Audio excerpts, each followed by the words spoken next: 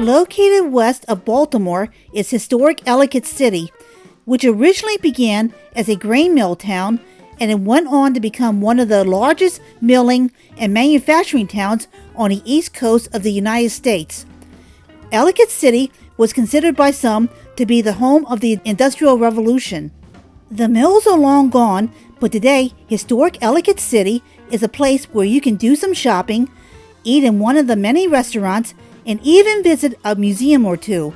There are nature spots along the Patapsco River that serve as reminders of Ellicott City's industrial past. You can see art on display along the main thoroughfares.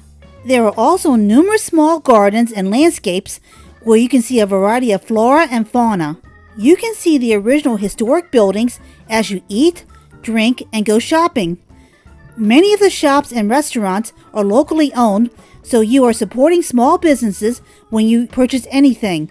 Many of the stores sell a variety of merchandise ranging from vintage to something that's new and quirky to something that's totally trendy or cutting edge. There are all kinds of surprises in these stores, such as the Forget-Me-Not Factory, which has a vintage player piano that will play a song for you when you insert a quarter.